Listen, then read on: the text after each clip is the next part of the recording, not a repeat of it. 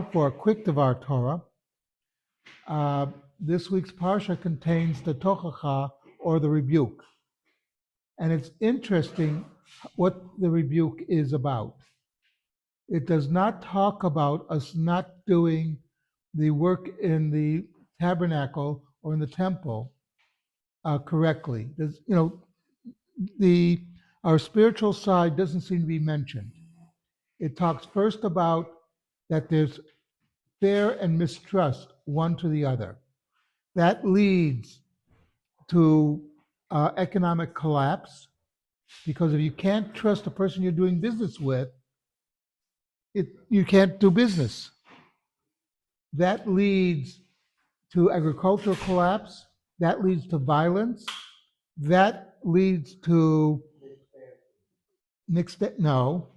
that leads to political unrest, which then leads eventually to exile.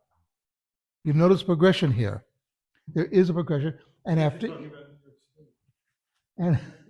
after each one of these warnings, it says, and if you do not listen to, you don't listen to this, then that will happen. In other words, what the Torah is coming to tell us is take note of what's going on around you. If you're not paying attention, it will lead to worse things. And that can be that'll be the breakdown of society. That'll be that eventually you'll lose everything. There's an important aspect that you have to really trust each other. And the tochacha is very important. It's a clear warning. Keep the spiritual aspects of the Torah, they're important. But it doesn't matter about the spirituality if you don't have a good society to back it up. One of the, it's a sort of idea that we are in a society. And you should know that during the time of the first temple, a lot of the Kohanim said, well, it doesn't matter what we do outside of here, as long as we do the offerings correctly. God is saying, look at it, you don't do the offerings correctly. And the prophets would remind everybody, God does not need your offerings. He does not eat. God does not eat. He wants you on a certain level. The spirituality has to back up society, but society has to back up the spirituality. One without the other doesn't work. As I mentioned before, Friedrich Hayek, who was an agnostic, he was a major economist of the 20th century. He himself was agnostic.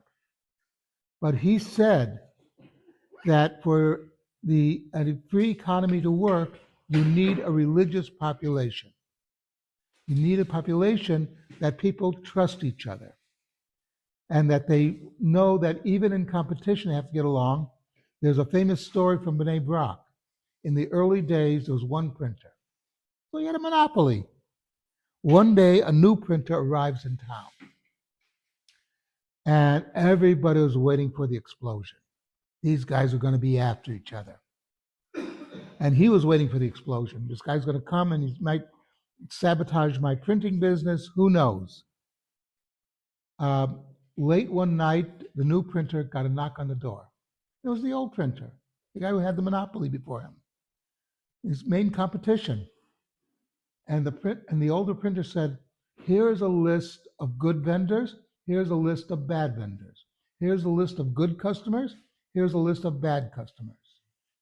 He said, I'm your competition. Why are you helping me? And he said, you have to understand something. Our parnasa we have to work to get parnasa. But in the final analysis, it comes from God. If we don't treat each other with respect, then we lose everything. And yes, you're my competition. I want to succeed better than you, but I have to work at it. And you have to work at it. And together, we'll be in competition, but we'll make it a better place. so I'd rather not fight with you over this. And by the way, both printing businesses, I think, are still in business in Bnei Brak. But the two became very good friends, even though they were main competitors for the same market.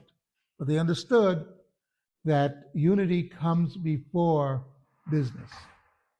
Something to think about.